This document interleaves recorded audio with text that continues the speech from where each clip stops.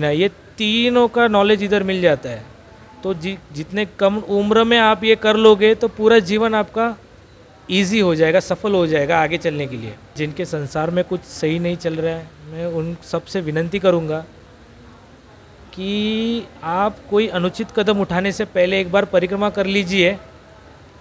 आपको वो सब चीज़ें करने की ज़रूरत नहीं पड़ेगी। मैया आपको सिखा देगी कि जीना कैसा है।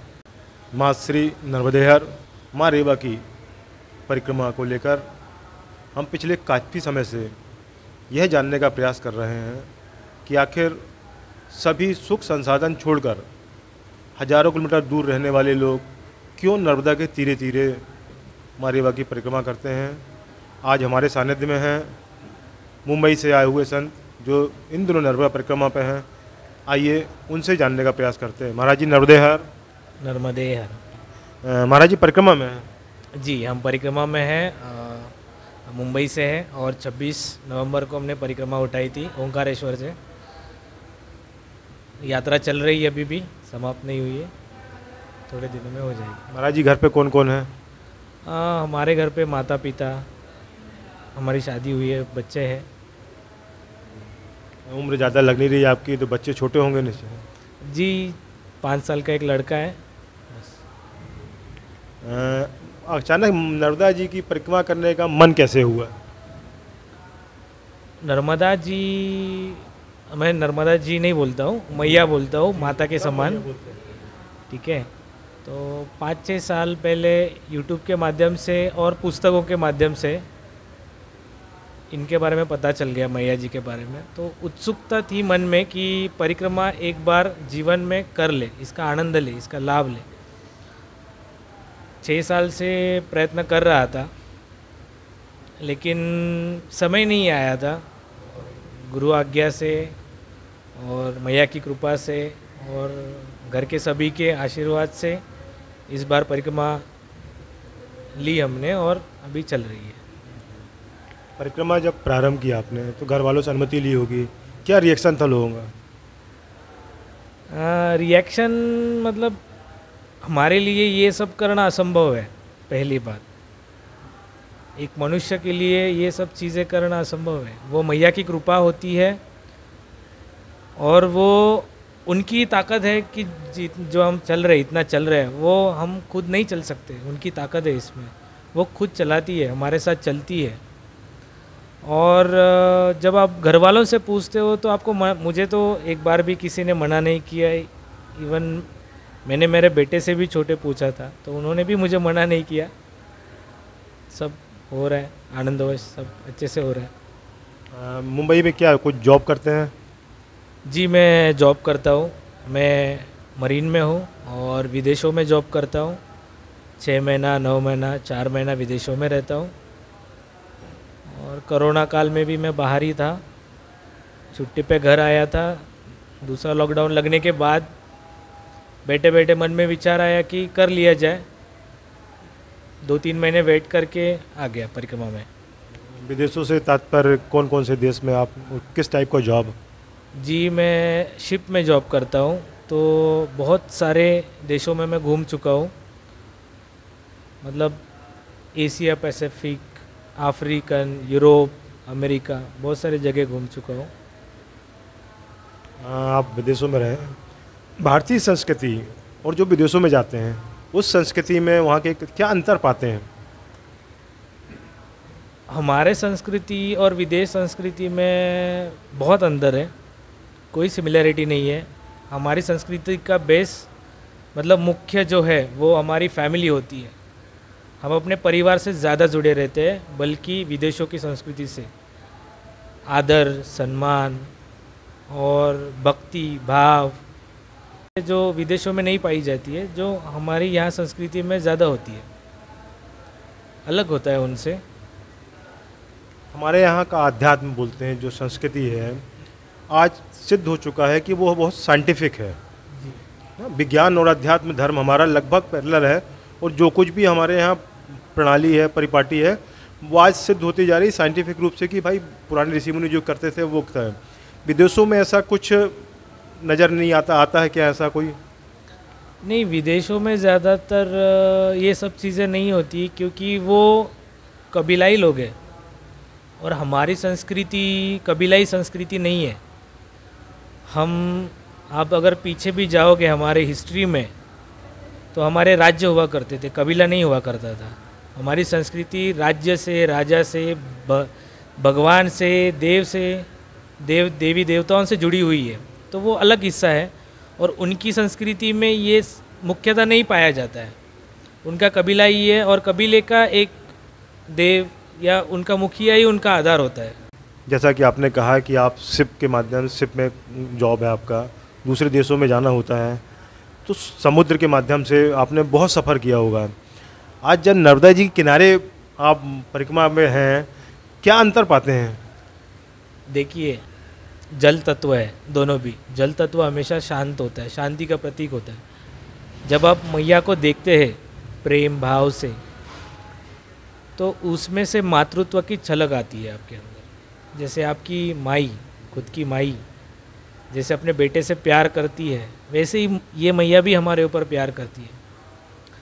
हम हज़ारों किलोमीटर दूर रहते हैं मुंबई में, और मैया जी यहाँ पे एमपी, गुजरात, 4 स्टेट से गुज़रती है। हमारा और इसका देखा जाए तो कोई संबंध नहीं है, सीधा संबंध नहीं है। लेकिन जब हम यहाँ आए और परिक्रमा करने लगे, तो हमें एक बार भी ऐसा नहीं महसूस हुआ कि हम दूसरी जगह हैं। हम अपनी मैया के पास है, उनके सानिध्य में है, और बहुत प्रेम मिलता है, बहुत प्रेम मिलता है उनसे। जैसा कि आपने कहा लगभग 6 वर्षों से आप सोच रहे थे परिक्रमा करने के लिए। जब ये मनोरथ पूर्ण होने को आया, आप ओंकारेश्वर पहुँचे और परिक्रमा प्रारंभ की, क्या था मन में?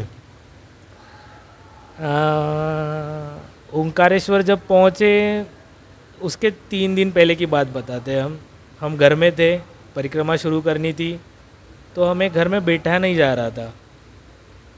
थोड़ा सा बहुत बहुत अट्रैक्शन था ये जगह से। कब पहुंचूंगा, कब परिक्रमा शुरुआत करूंगा, कब चलूंगा, कब मैया के दर्शन हो गए, ये भाव था मन में पिछले 3 दिन से। और जब मैं यहाँ आया तो शांत हो गया वो भाव सब। पहले दिन प्रारंभ की हुई, लगभग कितना पैदल चले होंगे? पहले दिन पैदल 5 से 7 किलोमीटर, क्योंकि अनुभव की कमी थी और शरीर को आदत भी नहीं थी चलने की, और वज़न क्या क्या लेना है, सामान क्या क्या लेना है वो भी पता नहीं था, तो वज़न ज़्यादा था। इसकी वजह से थोड़ा कम चले, धीमे चले। धीरे धीरे आदत हो जाती है और मैया सब करवा लेती है अपने आप। बेसिक परिक्रमा के लिए क्या क्या चीज़ें लेके चलना चाहिए या क्या तैयारी करना चाहिए? देखिए, आप कुछ भी लेके आइए परिक्रमा में, जो आपके साथ रहना है, मैया जो चाहती है वही रहेगा, बाकी सब छूट जाता है, सच बात। तो मैं किसी को नहीं बताना चाहता कि उनको क्या चाहिए, उनको क्या नहीं चाहिए। बीमार होता है, उसको दवाई की ज़रूरत रहती है, तो मैं नहीं बोलूँगा कि दवाई मत लेके आओ, ऐसा नहीं। जो ज़रूरी चीज़ें हैं, जो ज़रूरी सबको लगती है, आप लेके आओ। मैया वो अपने आप छाट देगी, और जितना आपको मोस्ट इम्पॉर्टेंट है वही आपके पास रहेगा। बस भाव होना चाहिए, भाव को लेके आइए आप। हाँ, भाव आपको मैया के प्रति 100% होना है। और आप ये मत सोचिए कि आप परिक्रमा कर रहे हैं, मैया आपके साथ चलती है। आपका भाव उसके प्रति और प्रेम सब साथ ही में होता है। जब भी आप चलते हो तो आपको आपका 100% देना है। परिक्रमा पूर्ण होने के लिए हमको अपना 100% देना पड़ेगा, और देना ही होता है। नर्मदा के तट से जब हम चलते हैं, क्या महसूस होता है? आनंद, शांति। यहाँ पे जो शांति है, यहाँ पे जो आनंद मिलता है, वो संसार में किसी जगह नहीं मिलेगा। मैया शून्य दिखाती है सबको। इससे विकट परिस्थिति में आप नहीं जी सकते। मंदिरों में रहना पड़ता है, धर्मशाला में रहना पड़ता है, आपकी पूरी व्यवस्था मैया करती है। बल्कि यहाँ पे तो आपका कुछ नहीं है, आपने कुछ रखा नहीं है, फिर भी पूरी परिक्रमा में आपको कहीं भी तकलीफ़ नहीं होगी। अगर तकलीफ़ हो भी गई तो वो आपके खुद के कारण होगी, मैया के कारण। मैया कभी कोई माँ अपने बच्चे को तकलीफ़ नहीं देना चाहती है। इस दौरान लगा हो मन में कि यार कहाँ वहाँ का जीवन छोड़ के यहाँ चले आए, ऐसा कोई भाव? मैं इसके उल्टा सोचता हूँ कि जितने जल्दी हो सके ये परिक्रमा सबको करनी चाहिए। परिक्रमा से हमारे जीवन का बेसिक जो कोई प्रापंचिक जीवन में है, कोई आध्यात्मिक जीवन में है, तो उसके लिए ये बहुत स्ट्रांग है। आपका बेसिक क्लियर हो जाएगा, आपको प्रपंच कैसा करना है, संसार में कैसे जीना है। और आप देखेंगे कि मैया सिखाती है कि आपको कैसे जीना है। वैराग्य जीवन जीना है, आध्यात्मिक जीवन जीना है, या फिर आप सांसारिक प्रापंचिक जीवन जीना है। ये तीनों का नॉलेज इधर मिल जाता है। तो जितने कम उम्र में आप ये कर लोगे तो पूरा जीवन आपका इजी हो जाएगा, सफल हो जाएगा आगे चलने के लिए। अभी घर परिवार वालों से बात होती है बीच बीच में? हाँ, सबसे बात होती है बीच बीच में, क्योंकि दूर आए तो चिंताएं रहती है, तो बात कर लेते। लेकिन बहुत अच्छा अनुभव है परिक्रमा के बारे में। इन अनुभव से कभी जैसे अपनी धर्मपत्नी से शेयर करते हैं उनसे अभी? मेरा खुद का ये मानना है कि अनुभव स्वयं के लिए होता है, सबके लिए नहीं होता है। देखिए, मैंने शेर को देखा, अगर मैं ऐसे बोल दूँ कि मैंने शेर को देखा सामने, तो जो आप महसूस करते हो बताने पे महसूस नहीं होता है। अच्छा, आपने शेर को देखा है, ऐसे सामने वाला बोलता है तो वो महसूस नहीं होता है। वैसे अभी मैं आपको अनुभव बताऊंगा तो आप महसूस नहीं कर पाओगे। अनुभव हमेशा खुद को महसूस करने पड़ेंगे, और वही मतलब उसकी कीमत तभी आप जान पाओगे। तो मैं सबको ये बताना चाहता हूँ कि सब परिक्रमा करें और अपना अनुभव खुद महसूस करें, जान ले। पूरे परिक्रमा पथ पर आपने देखा होगा मैया के भिन्न भिन्न स्वरूप हैं। क्या लगता है मन में, कैसी फीलिंग आती है? मैया के भिन्न स्वरूप देख के आनंद आता है, लेकिन मैया मैया ही है। शुरुआत से लेके अंत तक मन के अंदर वही भाव रहता है, माँ के प्रति जो भाव रहता है वही रहता है, बस और कुछ नहीं। घर पे जो हम साधना करते हैं या पूजा पाठ करते हैं, वही पूजा पाठ जो नर्मदा जी के तट पर करते हैं, कितना अंतर पाते हैं दोनों में? देखिए, घर में हम पूजा पाठ करते हैं तो वो परिस्थिति हमारे साथ नहीं रहती है। मैया के नज़दीक, मैया के तट पे अब अगर देखेंगे पॉजिटिविटी इतनी ज़्यादा है कि आपके दिल में, मन में विचार ही नहीं आता है उसके सिवा कुछ अलग। जबकि घर में पूजा पाठ करते वक्त आपके मन में हज़ारों विचार आके चले जाएंगे, लेकिन मैया के तट पे ये नहीं होता है। बस हमारे दिल में, मन में, दिमाग में सिर्फ मैया ही रहती है, तो कई गुना बढ़ जाता है। आम सांसारिक लोग, या बोल दें जो आपकी उम्र भी ज़्यादा नहीं लग रही है, आपके जैसे युवा, उनकी सोच है कि जैसे सभी नदियां हैं वैसे नर्मदा जी भी हैं, ये मान सकते हैं। तो जो करने वाला, आप सब बोल रहे हैं कि जो परिक्रमा करता है उसको ही अनुभव होता है, वो समझ सकता है। थोड़ा सा आप अपने उम्र के युवाओं को समझा सकेंगे कि नर्मदा जी किस रूप में हर नदियों से अलग हैं? मैया जो है वो अनंत काल से चलती आ रही है, चारों युगों में, ठीक है। वो जीवनदायिनी है, सब जगह लिखा है, सबको पता है। ऐसे बोलते हैं कि सारी नदियाँ दुनिया में ख़त्म हो जाएगी, फिर भी नर्मदा जी का अस्तित्व था और रहेगा। अगर आपके प्रश्न का उत्तर देना चाहूँगा तो मेरे से कम उम्र वाले भी मेरे साथ चल रहे हैं, मेरे से ज़्यादा उम्र वाले भी चल रहे हैं। मेरा ये मानना है कि जितना जल्दी हो सके अपने जीवन में परिक्रमा कर लो, आपको जीने का मतलब पता चलेगा। और यहाँ पे जो भाव मिलता है लोगों की तरफ से और मैया की तरफ से, बहुत बढ़िया मिलता है, आपको बहुत बड़ी सीख मिलती है। जीवन में आप कभी फेल नहीं होगे। परिक्रमा में बेसिक किन चीज़ों का परहेज करना पड़ता है? बड़ी से बड़ी चीज़ मतलब मांसाहार, कोई व्यसन नहीं करना है। और छोटी से छोटी चीज़ मतलब लहसुन और प्याज का वर्जित करना है ज़्यादा से ज़्यादा हो सके। और आप पूरी तरह मैया पे डिपेंड रहना है आपको। आश्रम, धर्मशाला, जहाँ पे भी सदाव्रत हो, अन्न क्षेत्र हो, वहाँ पे ही खाना खाना है। कभी ऐसा रहा हो परिक्रमा के दौरान कि भोजन शाम को कहाँ मिलेगा, कैसे मिलेगा, ये अनएक्सपेक्टेड जो एक थॉट है वो दिमाग में चलता रहता है कि बिल्कुल आनंद में चलते रहते हैं? आ, हर एक की चिंताएं अलग अलग होती है, हर एक के विचार अलग अलग होते हैं। तो अगर आप पूरा 100% अगर मैया को दे के चलोगे तो आपको ये चिंता करने की ज़रूरत नहीं है, क्योंकि भोजन प्रसादी के लिए हम नहीं आए, मैया के लिए आए। आप उससे समर्पित हो जाओ, आपको वो चीज़ आपको टाइम पे सही जगह पे सही वक्त पे मिल जाएगी बस, और मिलती भी है। परिक्रमा के दौरान बहुत से साधु संतों से भी भेंट हुई होगी, कुछ ऐसे विलक्षण जिनके बारे में आप चर्चा करना चाहें? बहुत साधु संत मिलते हैं, और हर एक साधु संतों की जो बोलते पावर बहुत विलक्षण होती है। उन किसी किसी को देखने से ही मन शांत हो जाता है, किसी किसी के बातों से विचारों से आप शांत हो जाते हो। और मैया के किनारे हज़ारों साधु संत हैं जो कि ये सब विलक्षण पावर रखते हैं।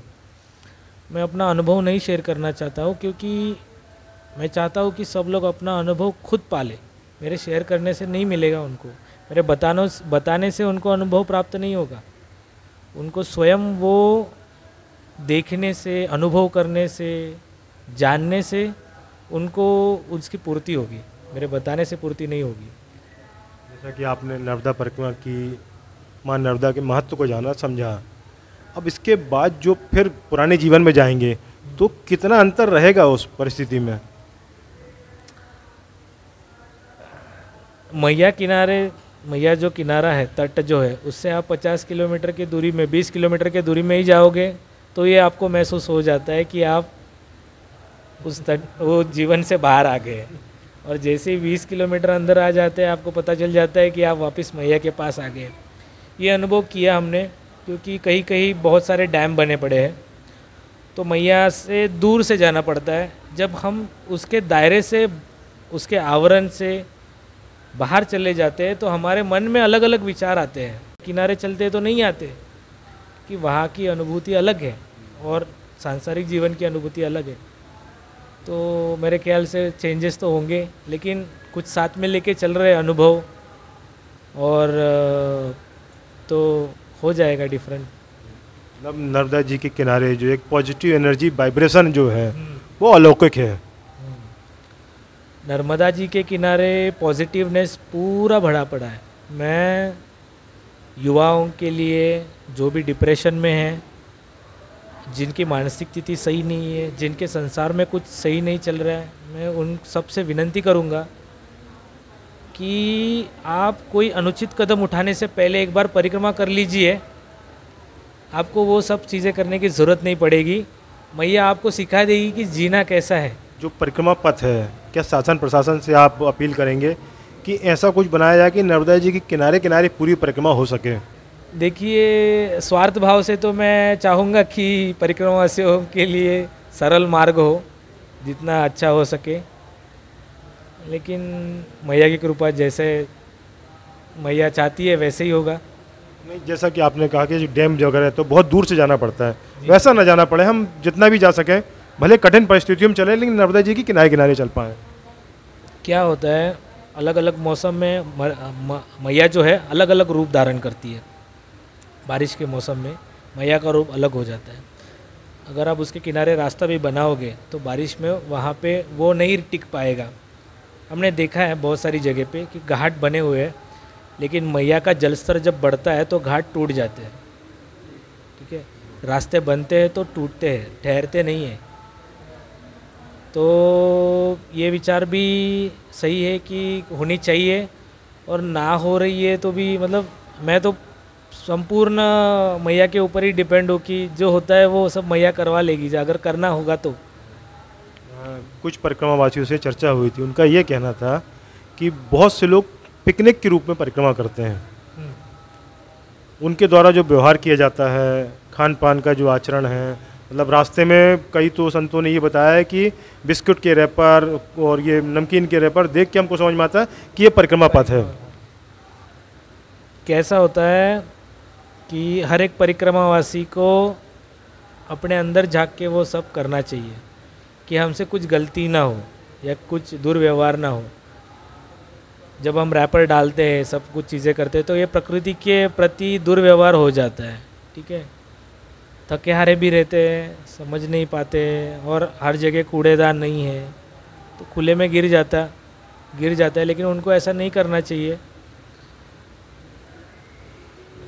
मतलब यदि हम शुरुआत करेंगे चेतना जगाने की तो आगे आने वाले परिक्रमावासी भी इस चीज़ का ध्यान रखेंगे। जी जी जी, ज़रूरी है कि हम अपना कूड़ा एक जगह इकट्ठा करके या तो उसका हाँ जी, या फिर आप साथ लेके चल के एक जगह पे रख दीजिए, जिससे कि प्रकृति को तकलीफ़ ना हो, ज़्यादा कूड़ा ना फैले। और आपने जैसे पहले बता दिया कि पर्यटन के हिसाब से अभी परिक्रमा हो रही है। परिक्रमा है, यहाँ पे अच्छे बुरे सब लोग चलते हैं। कोई कुछ पाने के लिए चल रहा है, कोई किसी दर्द से चल रहा है, किसी को मैया से। तो मैं ये समझता हूँ कि सभी परिक्रमा करें और हमारे धर्म के प्रति, मैया के प्रति जागृति और बढ़े। फिर वो गाड़ी से हो, बस से हो, प्राइवेट वाहन से हो, चल के हो, पैदल हो, बहुत अलग अलग प्रकार होते हैं। कोई खुले पैर चलता है, कोई दंडवत परिक्रमा करते हैं, कोई जिनको असंभव है वो शूज़ से चलते हैं, जिनको बूढ़े हैं वो बस से जाते हैं, जिनको पॉसिबिलिटीज़ है लेकिन टाइम कम है उनके पास, वो बाइक से करते हैं। कोई भी कैसी भी परिक्रमा करे, लेकिन करे ज़रूर, जिससे कि थोड़ा भी उनके अंदर चेंजेस आ गया, भाव में चेंजेस आ गए, उनके अंदर भाव का बदलाव हो गया, तो वो हमारे लिए, भारत देश वासियों के लिए, हिंदू धर्म के लिए और मैया के प्रति जागृति के लिए बहुत अच्छा है। आपकी उम्र लगभग कितनी होगी? अभी हम 35 साल के हैं। हमारे 35 साल तक आपने जो जीवन जिया वो, और अभी का 4 माह का जीवन, 5 माह का जीवन, किसे विशेष मानते हैं आप? हम आध्यात्मिक परिवार से ही आते हैं, तो मेरे दादा दादी, मेरे माता पिताजी और मैं भी अध्यात्म से जुड़ा हुआ हूँ।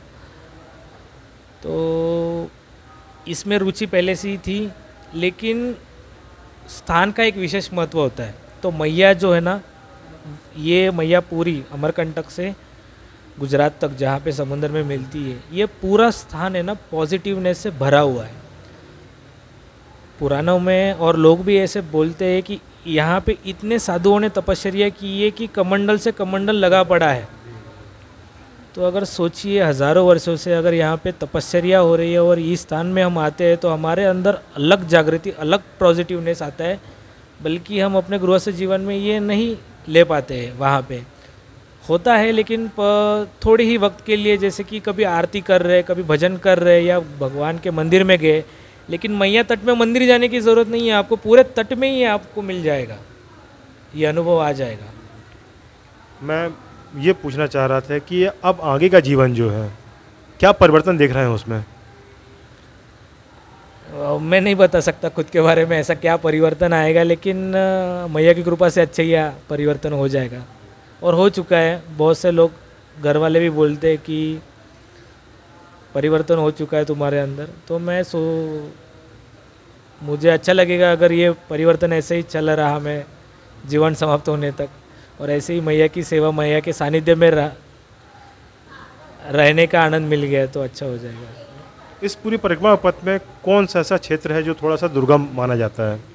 पथ में आपको 3 से 4 जंगल मिलते हैं, जंगल मार्ग है, जिसमें लकड़कोट की झाड़ियाँ जो है वो थोड़ा सा कठिन मार्ग बोला जाता है। फिर शूलपानी जंगल है, और जबलपुर से जो ऊपर वाला भाग है और रिटर्न जबलपुर तक, उत्तर और दक्षिण तक, उसको थोड़ा कठिन माना जाता है, क्योंकि दोनों क्षेत्र में जो इनका मतलब जीवन है वो थोड़ा, लोगों का जीवन ही दुर्गम है, थोड़ा सा कठिन है, तो हमारे लिए भी वो परिक्रमा कठिन हो जाती है। आपने हमें समय दिया, अपने अनुभव शेयर किए, आपका बहुत बहुत धन्यवाद। नर्मदे हर। नर्मदे हर, धन्यवाद।